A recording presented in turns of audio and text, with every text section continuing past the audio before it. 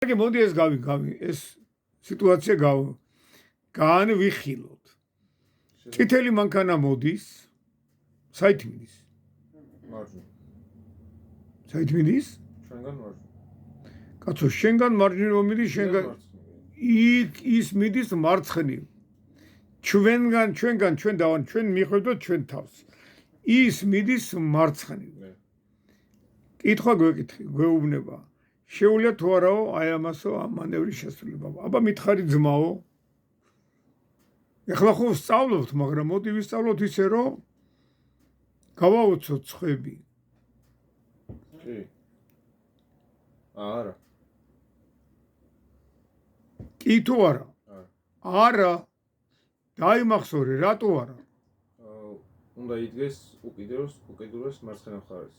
დიახ, კედელთან უნდა მოვიდეს. უნდა მივიდეს კედელთან, აგე იმ წყვეტილ ღერძულა ხაზთან უნდა მიეკროს და მობრუნდეს ისე. ეგ იქნება სწორი. აქ ეს პატივცემული არ ღვევს. უკან ხედავ რომ მოდის რაღაცა მოტოციკლეტი. ჩანს? ის ლურჯი? ლურჯია თუმცა ხო მოდის რაღაცა, აგე მოპედი. აი მაგ მოპედს დაამარხვინებენ ამ წითელი მანქანის მძღოლს, თუ დაეჯახა მობრუნების დროს. იმიტომ რომ მოპედი მოდის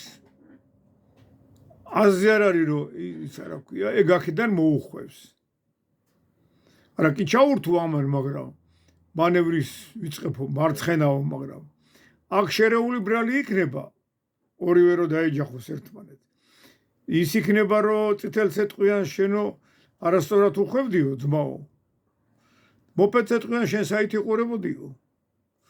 შენ წინ რომ მიდის კაცი ჩაგირთო მოხევის მაჩვენებელი რასაკეთებ შენო? გამიგე?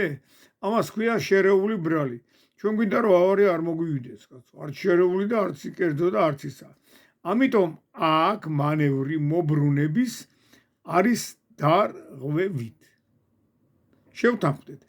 იცი რაზე რომ მარცხნივ უხვევ, მარცხნივ მიეკრობი ბორდიურს ან თეთრ ხაზს, მარჯვნივ უხვევ, მარჯვნივ მიეკრო ბორდიურს ან თეთრ ხაზს.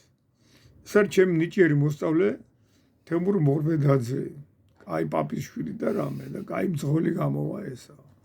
აბა წარმატებები.